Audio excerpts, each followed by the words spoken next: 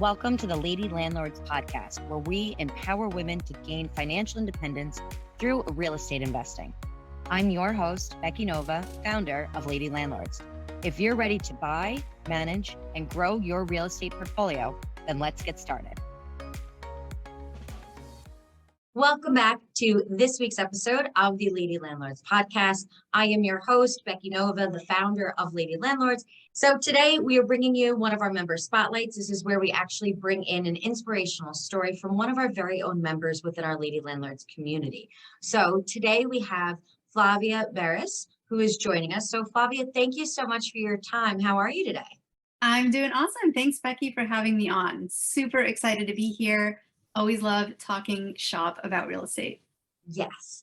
And for those that are actually watching us on our YouTube channel at Lady Landlords, they get the gorgeous view of the background you have. So tell us a little bit about where that is and where you're located. Yeah, thanks. And I don't think that photo is retouched. So for anyone listening, maybe go to Becky's YouTube channel to check out the skyline of beautiful San Diego, because it is a great place, not just to live, but it's also a great place to visit and vacation at. So check it out. There's a beautiful skyline of our gorgeous downtown. Great. Thank you. Actually, I have a buddy that has started a short-term rental business out in San Diego. So, and I keep promising I'm going to come out there and say hi. So I will have to let you know when I decide to do that. You've got to do it. You've even got a place to stay. So you know. Exactly. I know. Actually, I'm surprised I have not taken him up on that offer sooner. But I would love if we could just kind of start off, if you would be able to just share with some of our listeners just a little bit about who you, Flavia, the woman, is behind the real estate investor. Sure. So I think if anyone who listens and follows your channel is a multi-passionate entrepreneur, someone who's done a lot of different things and enjoys that variety, then we are kindred spirits for sure, because the list of things I have done as a job, as a profession, is pretty crazy. I mean, I've been a wedding planner, I was a graphic artist, I published a magazine for a while, I have written some books, but over time, I've sort of narrowed that list down. A lot of those things have dropped off. Haven't planned anybody's wedding for a decade or more, but probably longer than a decade. But today, I'm a real estate attorney and a landlord myself. I also teach landlords through the community college. There's a class I teach for do-it-yourself property managers. And I'm also a real estate broker. So I have a brokerage. I have a team. We are 5 agents that are out there helping people buy and sell residential and commercial real estate. And that was something that I thought was so unique, was that I have not met anybody else that is actually kind of doing the real estate selling and yet also the attorney. So I have tons of questions about how that works. But there was also one other job that you had that you told me about that I thought was really, really unique, that I'm quite sure, I don't know if anybody else in Lady Landlords, there's 30,000 members that we have, and I don't think anybody else in that group can say that they have done this. Do you know what I'm talking about? I do. And funny enough, I bet you will have someone in the comments say, actually, I was on a team too. I was an NFL cheerleader for 2 years. I did that right out of college. It was 2 of the most amazing, most fun, exciting years of my life. I have to say, it was very sad to hang up the pom-poms, but and now our team left. So it was for the San Diego Chargers, and our team moved to LA, which, you know, I'm still their biggest fan, but it is a little bit sad that we no longer have them here locally. But I was a cheerleader, and then after that, I actually worked in cheerleading and sports entertainment. We call it, make it sound a little fancier, right? Sports entertainment, which encompasses really all aspects of the entertainment portion of big sporting events for years. So I kept doing that probably for another 5 or 6 years. Wow. It's just so unique. I just thought it was so interesting to see how many different things you've kind of gone through in your life. And you're still so young. Like, I can't imagine what you're going to be able to accomplish in like the next 10 years. I just thought it was so cool that you've really been able to kind of follow these passions of yours and really be doing so many different things in your life that really bring you joy. So I thought that was fantastic. So how do we go from wedding planner and some different career paths into becoming an attorney? Like, that is a very big jump. It's a big jump. I think, again, it sort of fits with that personality of people who are, I don't know what the word would be, but just kind of adventurous in some ways, in career. And I was doing lots of different things at that time. This was in the like mid, early 2000s, I think maybe around 2004, 2003, sometime around then. I was like, okay, what's next? I was a landlord at the time, so I already was a do-it-yourself landlord. I was not yet a lawyer. I was not yet a real estate broker.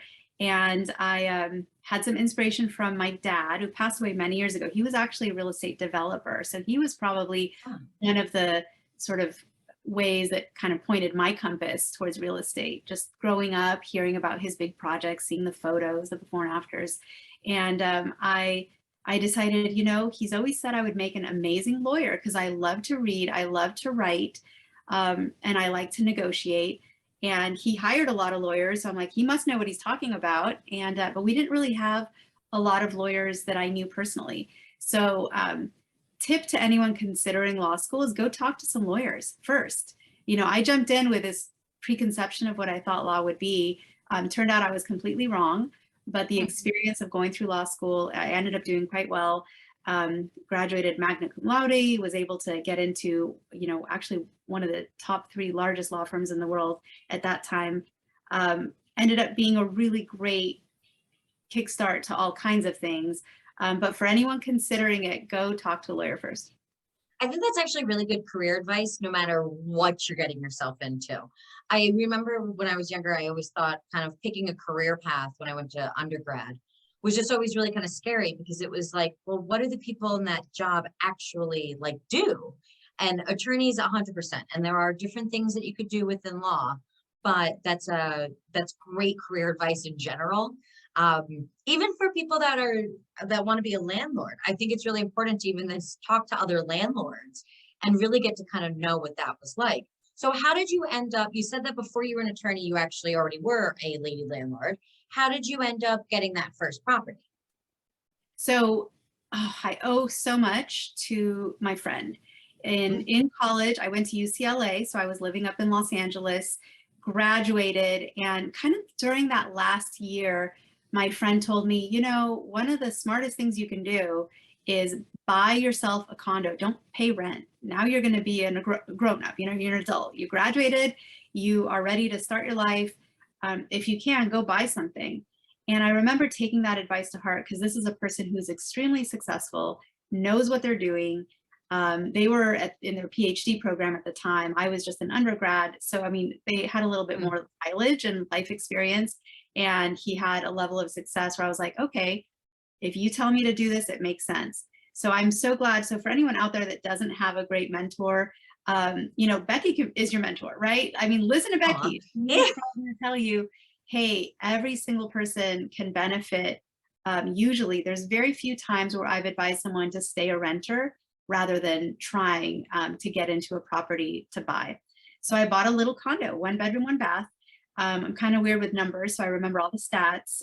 This was in 1999. It was 604 square feet, so small, and it cost $94,000, and it was in the Mission Valley area of San Diego, right near our football stadium, actually, and I could walk to the football stadium, which was really handy because that's the same time that I became an NFL Charger girl, so I could walk to the games.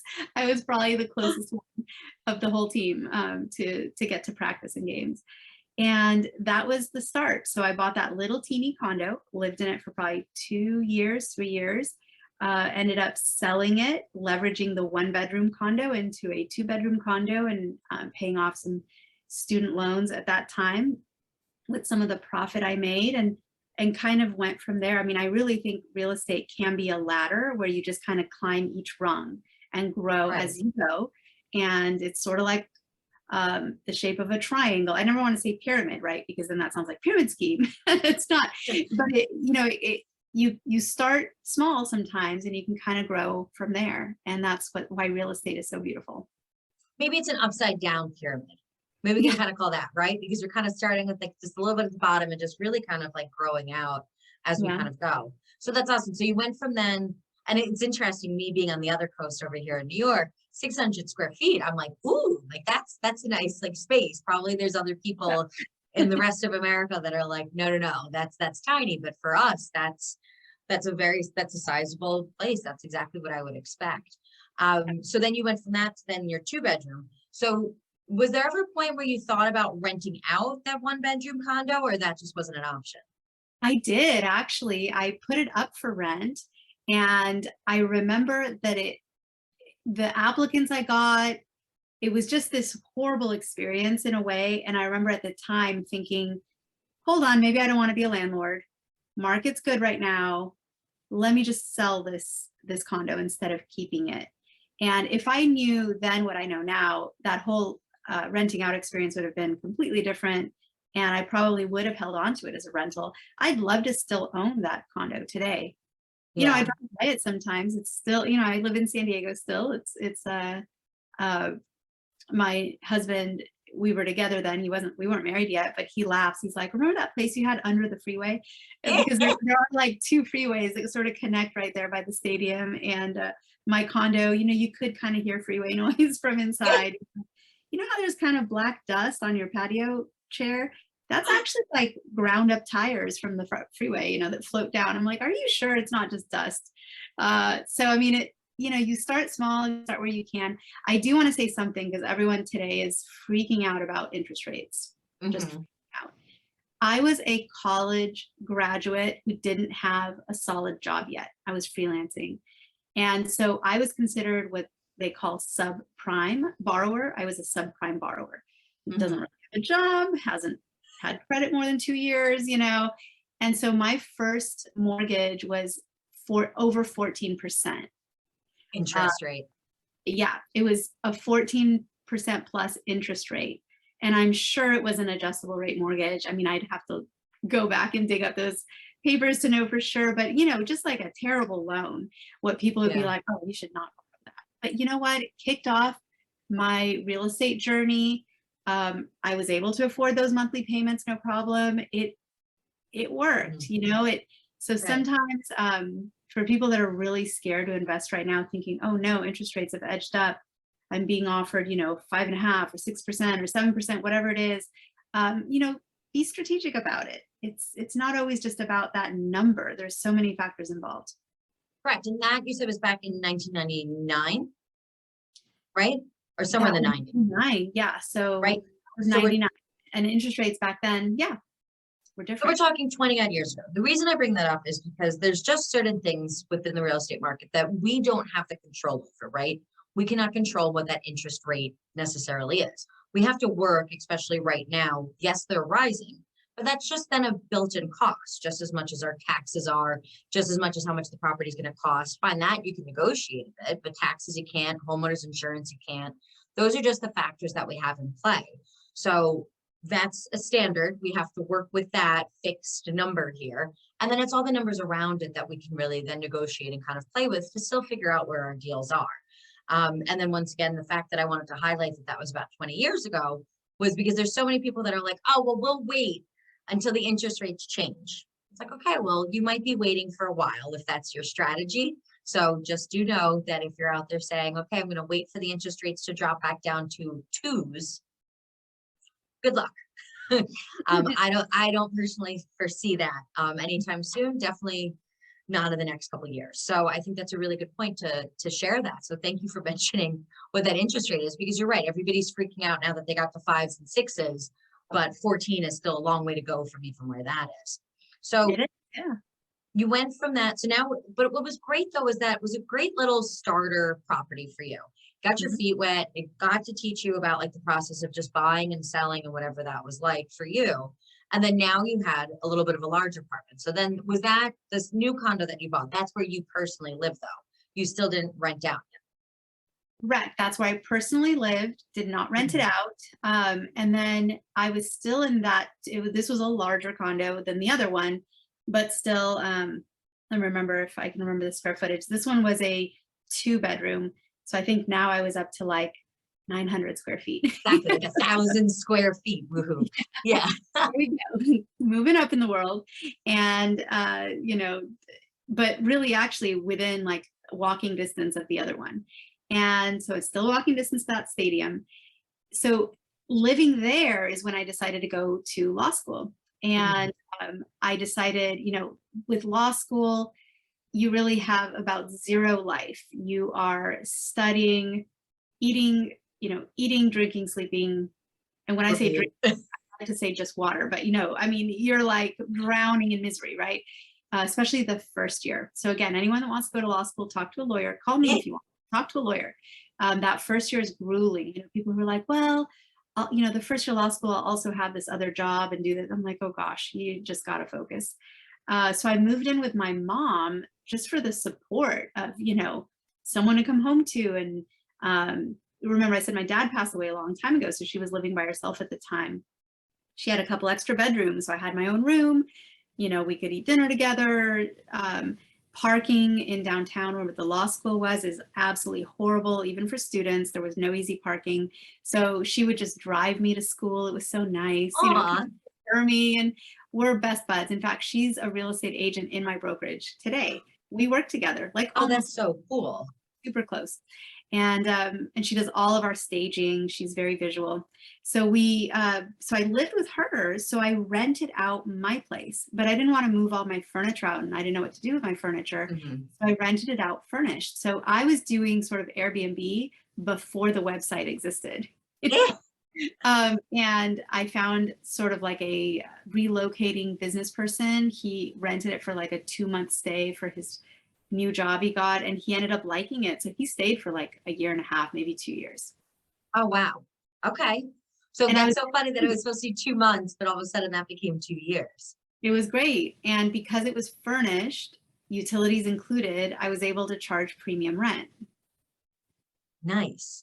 So that was in your first introduction as a landlord. So did you think it was going to be was it just as glamorous as you thought it was going to be? Luckily it was easy because it's all about picking a tenant who is a good tenant, creditworthy, and having a security deposit and all the rest. So I think I was very lucky that my first official tenant, was so easy and ended up staying so long and never had a complaint. No phone calls, no maintenance calls. I can't even remember a single maintenance call, which was great because I was a busy law student. So I really just needed it to be off, hands off. So it was the closest thing to having outsourced property management because I got no phone calls. There was like nothing to really do, which is so different, from now. I actually do property management for others too. So I'm a professional property manager. And now I know how lucky I was that my first experience was so good. Because I was going to say, especially being a busy law student, if you had somebody there that had complaints, that there were issues with the property, that was calling you all the time, we might not be here having this conversation. So true. So true. Right? It is so true. You never know. Life can take in so many directions. Yeah. Every fact counts. So now you're the first one. He's there for 2 years. When you moved out, did you just rent it to somebody else? Did you sell that? Do we still have that property? Other tenants came in. So eventually that one, we did defurnish it and just rented it for longer term tenants. I remember trying that and being like, well, this way we can do like a 1-year lease and not have to, because he was on a month to month. I was always kind of like, oh, I hope he doesn't give notice. And to be honest, all that furniture was sort of my like college furniture. So the place wasn't like Pinterest worthy at all, so nice to have just been great about it. And so we ended up, and then I did have some nightmare tenants. I remember there was one set that we allowed to have dogs. That was my first introduction to going through the process of having to replace all the flooring and do a special treatment underneath the pad because someone had dogs. There was a flea and also, dog mess problem with those. So wow. I did eventually sort of earn my stripes, right? Like I eventually went through some bad experiences, and but because I was a lawyer, I just loved to read. I didn't just blindly proceed, if that makes sense. When things happened, I would have good resources. So I would go and look it up. I'd say, well, am I allowed to charge them for the full value of the carpet replacement or not? Like there's an answer to that question, what does the law allow? And so I would do the research, figure it out. And I like to think that even though I was a beginner and an amateur, I was finding the right resources and getting the right help. Gotcha. So where did you kind of go to get those resources? So I had a few books on my shelf. When I tell, students like in my community college class, hey, have resources on your shelf. It doesn't have to be physical. It could be a PDF. Make sure they're current. Things get outdated. So, you never want to go to like a used bookstore and like, oh, great, a landlording book, fabulous. If it was written in 1980, it's just not going to help you because things change, everything changes. I mean, even practical advice that's not legal changes. Like today, people are being told, the kind of flooring that we want for rentals today is very different from the kind of flooring that was advised, 20 years ago for rentals. Correct. And like the term ESAs did not exist in the 80s. Correct. Right. Right. I mean, there's just things that have evolved that are just more commonplace or just different situations. Also, and we're going to get to this, you're in California. You and I being on separate coasts, a lot of times when we talk about owning rental properties in the states that we're at, I'm sure you get this too, that people are like, really, you would own rental properties in the state, right? There tend to be a lot more rules, restrictions, laws that are also ever changing, especially in our two states, let alone across the country, but definitely New York and California. We're not exactly known as the most landlord friendly places in America. We're probably top two for the opposite. New York, California, Illinois, I've learned the hard way. There's a lot of like tenant friendly states, and that's something to know, but it doesn't mean you can't invest in these states. Agreed. You just have to go in with eyes open, and strategy. Correct. There is a way to do it 100%. That's why I was so happy that you wanted to come on and kind of share your story, being from one of those more tenant friendly states. But so now we have your first rental. So where do you go from there?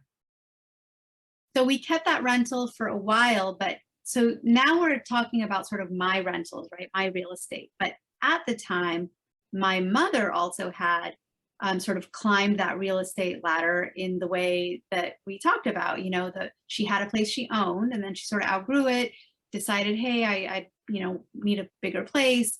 But kept it and was renting it out. So me being the dutiful daughter, did all that for her. So I did all the leasing and I'd already done all the research. And so I became her property manager, right? But I was not yet professional. It was not for compensation. It was just between family.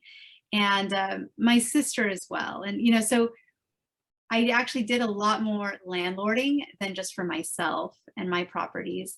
But I ended up selling that property, the one we talked about, the 2-bedroom, at one point because the market was so high that it just seemed like, I should actually back up a moment too.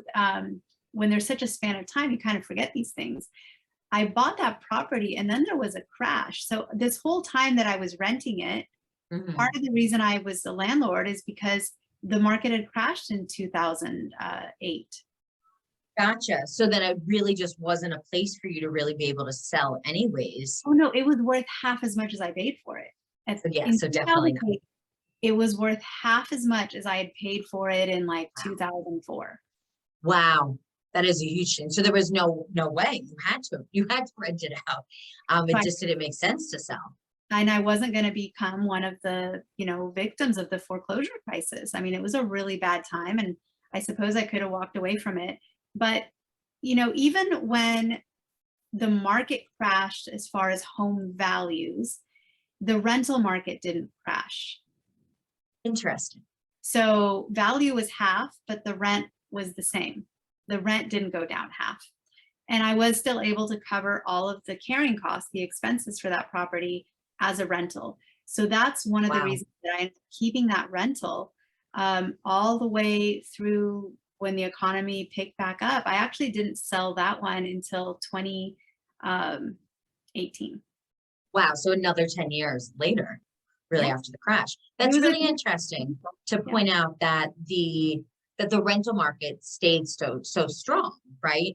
Even though house prices dropped. And it's also great to know that your carrying costs, even though you bought it at that higher price, that the rental market was still that strong, that the numbers still made sense as a rental, even though it didn't make sense to sell. And the numbers might have not made sense as a rental if it was unfurnished, because we did end up refurnishing that one at one point and going back for that 30-day plus. It's called a midterm rental, sort of colloquially. That's what people are calling it. It's not short term. It's not long term, kind of standard rental. Midterm, 30-day minimums. People end up staying between a month to maybe 3 months in between things. Insurance companies placed a family there. And we actually converted a couple of the rentals into midterm rentals, and it went really well. And so we got a premium for it. So we were able to, cover and actually profit every month, even in a market like San Diego, where it's a little bit harder to buy rentals and have them profit and pencil from day one. So at what point did you decide that you were going to start to scale this portfolio from that first one that just was almost that accidental landlord, right? Where, well, it doesn't make sense to sell. I should rent this. That we kind of fell into. At what point did you start to intentionally purchase properties? So I think because I graduated from law school in 2007. Wow, it's been 15 years. I can't even believe that. We're not adding up the numbers. Don't worry. Yeah. And I got my real estate license that same year, so I could be dual licensed. And that way I could actually manage our family's properties with a name, right? I could be a real estate agent, a property manager, not just, hey, I'm the owner's daughter, right? It's a lot more of a kind of wall of professional separation. So I liked that. And I went right into commercial real estate as a lawyer. So I worked for one of the largest law firms in the world at the time. And I was working on really high-end transactions, but we also just had a lot of high net worth family type clients, mom and pops who had built up these huge real estate portfolios and now could afford big, large scale law firm to help them with transactions. And interacting with the clients and just seeing how they scaled and built their empires was really eye-opening, because a lot of them were saying, just one generation ago, there was a family member who had just like a small, tiny farm. And that farm sort of grew into this humongous portfolio that now was like shopping centers and industrial properties and, all kinds of things. But they were just still real people, very down to earth. I mean, I guess they started as farmers and they just still kind of seemed like down to earth people. And so I sort of just by exposure understood and knew that real estate is truly the way to build a lasting legacy that could build generational wealth. Wow. So when you went to law school, did you plan on working within real estate? Or is that just kind of how, as you went through, once again, seeing your father with working within developments, that it just kind of was a natural kind of like path? Or did you go into law school being like, I want to work in commercial real estate? So I went into law school knowing that I wanted to do transactional law and not litigation. Okay. I had no aspiration to stand in a courtroom and argue and yell and put on a show. That was not at all my goal. So I knew I would end up sitting at desks, reviewing papers, maybe on phone calls, negotiating things. Like I kind of pictured myself as a business lawyer. I was thinking, oh, maybe I want to do trademarks or copyright law or maybe real estate. So I remember I signed up for a lot of elective courses in real estate. I met some of the professors. I still keep in touch with the professors that I had. One is a very talented real estate attorney, and I refer her work all the time. We recently both were on a panel together. So, I mean, it was great to have that exposure in law school to the different classes. And I also remember taking mediation classes. I thought maybe I should be a mediator. I love helping people come to an agreement and settle something out of court. I love that. I think that's for anyone out there who has a legal dispute brewing, talk to your lawyer and see if mediation might be the way to go, because trust me, once you're in the courtroom, everybody loses to a degree, right? Even the winner sort of time and stress and energy. So I didn't know for sure, but it was definitely on the table. And then even tax law, I remember, was on the table. And then I did what's called a summer internship. It's sort of like where you spend 13 weeks at a big law firm, and they kind of toss you from department to department. So you get to try it all. I got to hang out with the tax people. I got to hang out with corporate. I got to hang out with real estate. And I just fell in love with the real estate group as a group of people. And so when they said, hey, what's your top 3? I put real estate first, and I ended up getting it. So that's how that happened. Interesting. So it's really fun to see how just meeting some good people really kind of influence then your decision to kind of where to go. And once again, I love the fact that you have like this hub of being then a real estate attorney, still being a broker, being a property manager, being a landlord yourself, and really kind of keeping everything within like this one hub. So now we have you working within commercial real estate. You now are managing your family's properties. You're licensed as a broker at this point. You have all these kind of like points there. What made you then decide, you know what, you needed to build a portfolio bigger for yourself? So the exposure through work, and I also met a great mentor. I had interviewed him for my own podcast, and his name's Mike. He teaches people how to buy turnkey rentals in other states. Well, depending where you live, I suppose, but for California, definitely in other states. And I interviewed him, learned all about what he was doing, and he was helping investors invest in the Atlanta area, the greater Atlanta area, in the suburbs of Atlanta. Mm-hmm. I remember like, this sounds amazing. And I'm trying to think, but I think that was sort of the first time that we invested out of state, out of, homes that we could manage within our radius. This was a long distance place. I would have to hire a property manager to do it, unless I wanted to do it long distance, which I wasn't interested in doing. Which is doable, but not for me at the time. I was still working 90 hours a week at the law firm. But having a day job is a great way to build capital. And if you are really great about not living to paycheck, because I tell people, anybody, no matter what your job, you can set aside money to invest in real estate.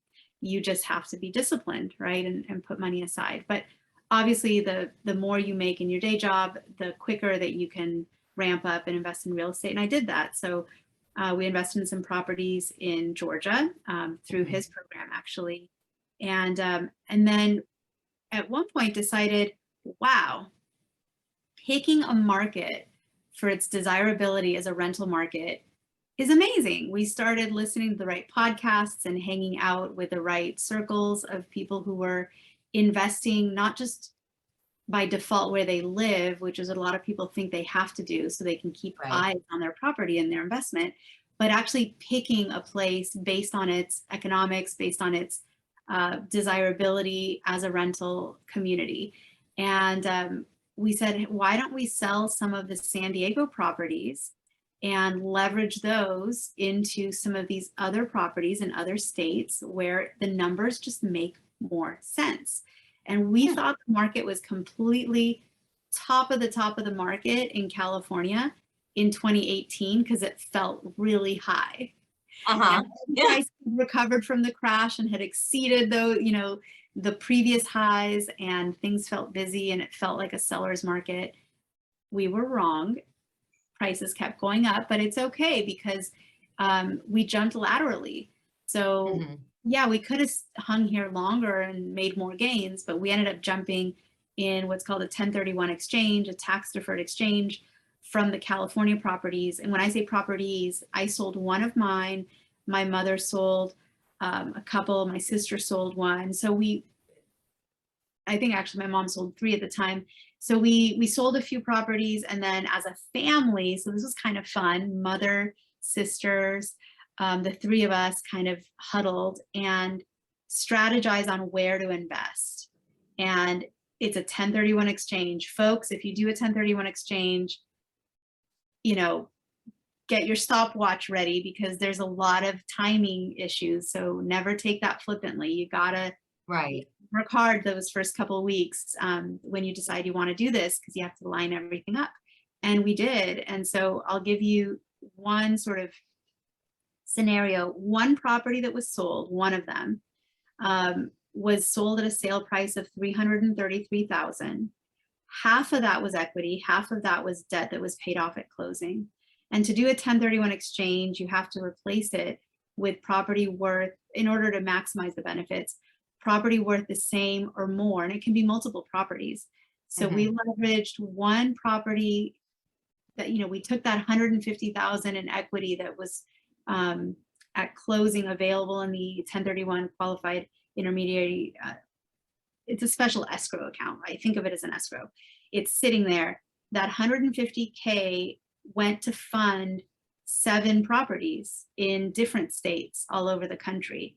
So one property turned into 7, and collectively the 7 performed so much better than the 1 ever did, even in its best year. Yeah, that's so amazing. Yeah, It's so cool to see what we can kind of do to then, once we do grow portfolios, to see what we can kind of do to then maximize it and make sure that we're getting the most value from it. Now, for any of our listeners that have not gone and listened to last week's episode, we actually talked all about 1031 exchanges. So that would be really helpful. If you have not listened to that episode, feel free after Flavia's episode to go back and take a listen to the 1031 exchange episode. But Flavia, just very quickly, can you explain what that 1031 exchange is for some of our listeners that have not made it to that episode yet? sure.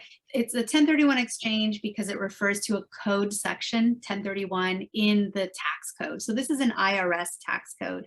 And in our system, we have, and trust me, there are lawmakers trying to get rid of the 1031 tax deferred exchange process.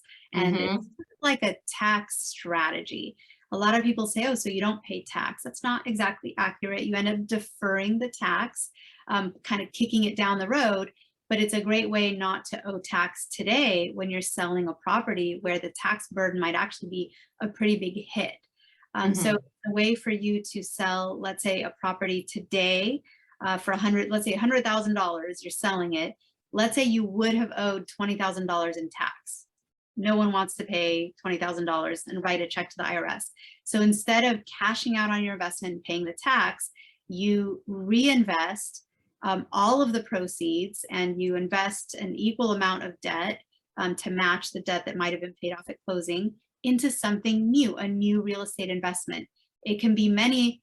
You sold 1, you can buy 5 or 3 or 2 or 1.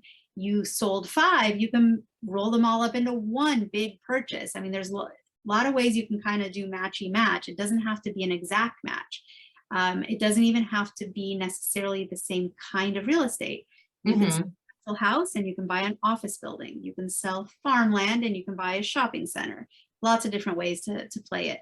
But there are some timelines involved, and because it's taxes, there's lots of paperwork involved, but it's all very doable. I mean, I've helped clients with 1031 exchanges so many times now that even some of like the trickier aspects are no longer mysterious, or there's lots of different ways to strategize a 1031 exchange. But I will warn you, it's the deadlines that sets people out.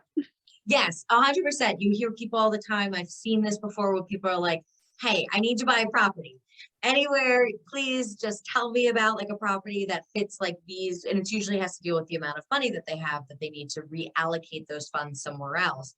But sometimes they really kind of come down to a deadline. And especially in some difficult markets, you kind of come down to that wire. So you have to be very, very cognizant of that and really kind of make sure to have a plan and a strategy put in place to make sure that that's most successful. So now you took that one property, broke it in to now 7 higher performing properties. So, and you mentioned that they were all in different markets. How did you decide what markets to invest in? So luckily we were in that sort of circuit of podcasters and conferences you can go to, where at these conferences, there are literally booths. I mean, there's like, think of them as vendors, and they're like, hey, we are a turnkey operator in so-and-so city in such and such state. And we love to, come out, we'll give you a bus tour. We ended up taking a bus tour in one of those cities, but we've also invested in cities we've never set foot in yet. To this day, we've never set foot in it. So out of those 7, how many of those properties have you seen to date? Of those 7, Of those 7 specifically? with my own eyes, like in person physically, 0. Yes. 0. Ah, I love it. Yeah. I love it. That's fantastic. But yet you're making money every single month. Yes. Yes. I had to think about it for a second because I've seen so many photos, including like, annual inspections and things that Of course. I like know the properties, but I have never physically been at the property. Correct. So For any 0. of those 7. Yeah. That's fantastic. Now, did you end up hiring property managers then in all of those different locations, or do you manage any of those yourself long distance? All under full management. I mean, I'm Yeah. too busy with other things. It's not the best use of my time.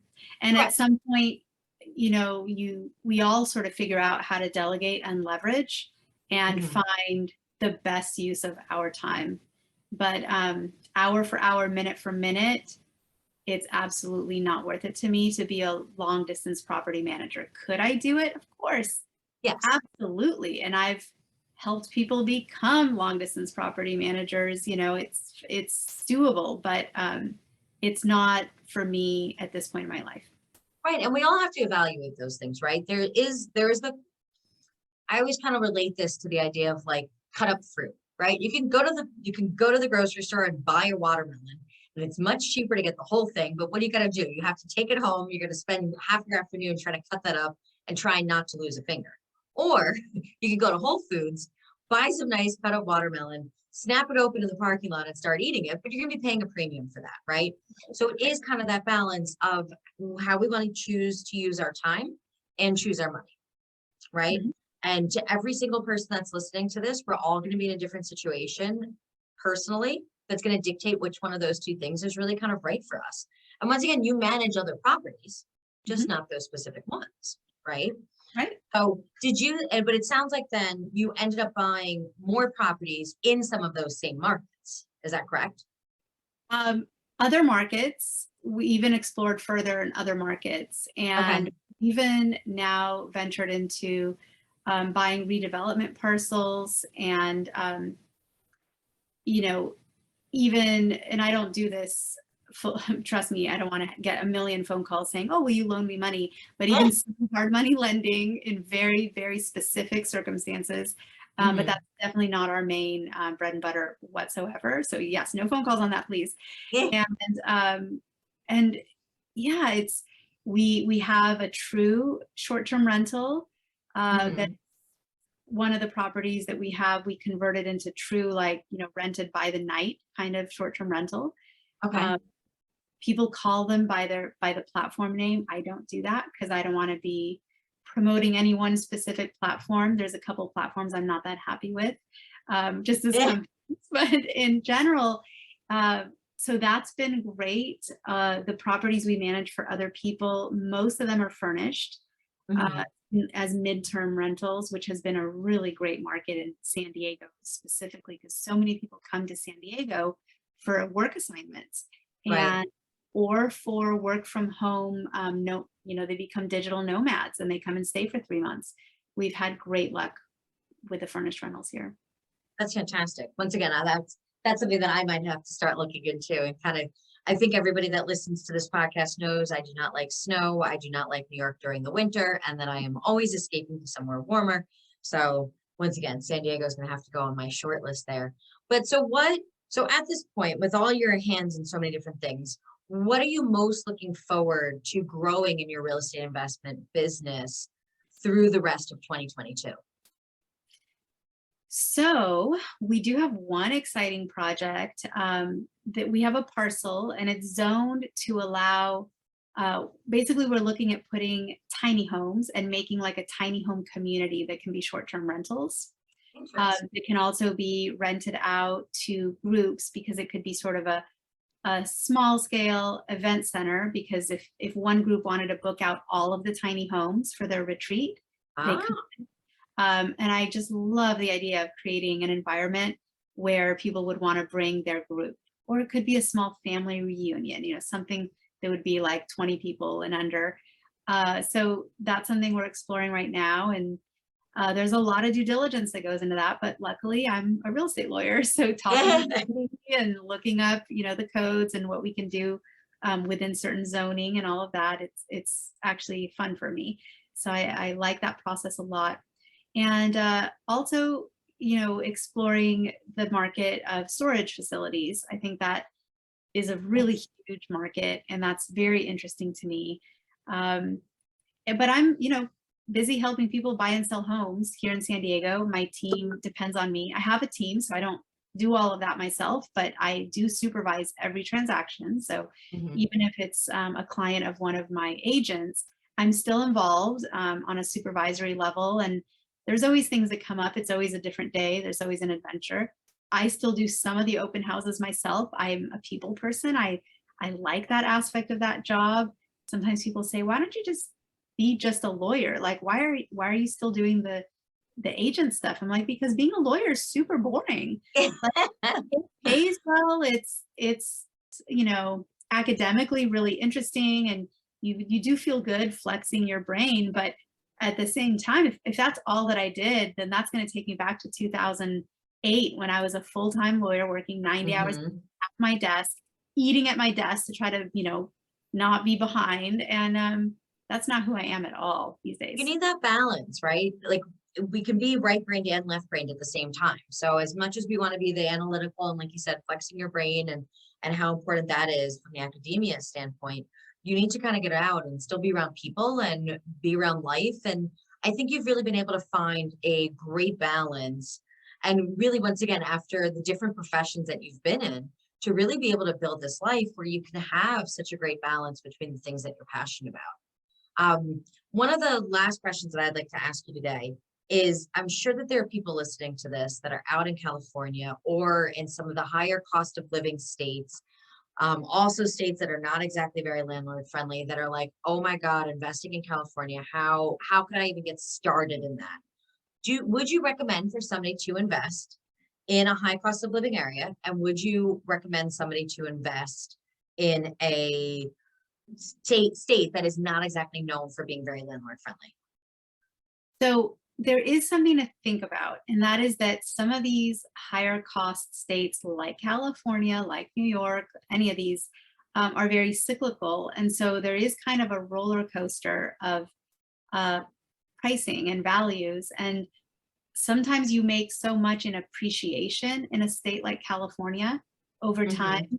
that it makes up for even taking a loss every month on a rental, because you end up selling, making up all those losses and coming out way ahead, especially if you pick areas that are in the process of revitalization, or maybe it was, a distressed area, part of town, and now it's building up and you invest in a rental, rent it out for 10 years, and then boom, 10 years later, that neighborhood is appreciated, not just because of economics nationally, but it's appreciated because that particular area is now the hottest place in town to live, and everything tripled in value. It's happening. I can name 3 neighborhoods in San Diego off the top of my head that are going through that now, where it's a great time to invest even at the top of the market, because those areas are just becoming very desirable. And the population keeps growing and people keep going and flocking. Everyone wants to live near the ocean. And Mm. I know that because people say that. They're like, oh, I wish I could live by the ocean. Mm. I'm super lucky I get to live by the ocean. I hope I always do. Personally, it's something that I love. Other people are lake people. Other people are desert people. You kind of got to pick what you want. But the beauty of San Diego and Southern California and just California as a whole is that there are still amazing opportunities, and it's still a great place to be a landlord. You have to be a little more cognizant of all of the rules and laws, I think, than maybe in some other states where it's a little more wild, wild west and landlords can get away with more. But as long as you play by the rules, it's a great place to invest. Thank you. That's actually very much how I feel about New York, right? We just have to know what we can and cannot do and act accordingly. So, Flavia, thank you so much. I really appreciate your time on the show today. Thank you for having me. It's been amazing talking to you. I respect you so much for everything that you've accomplished, for all the teaching you put out there. I think you're amazing. So thanks for having me on. It's been a great chat. Thank you. I will make sure so that way to put all of your contact information down in the show notes as well. So that way, because I know you actually also have some resources that can really help some of our lady landlords. So please do make sure to check those out, especially if you're in California, as Flavia does help landlords specifically in that state. So be sure to check that out. Otherwise, please do make sure to subscribe wherever you listen to podcasts, or if you're watching us on YouTube, as we release a new episode of the Lady Landlords podcast every single Tuesday. Thank you so much for listening in today, and I will see you all next week for the next episode of the Lady Landlords podcast. Thank you for listening to today's episode. If you're feeling stuck in your real estate journey, visit lady-landlords.com/roadmap to book a one-on-one workshop with me. I'll help you determine your next best strategy. Or you can subscribe to our newsletter for exclusive tips and offers. Invest with confidence. Become a lady landlord today.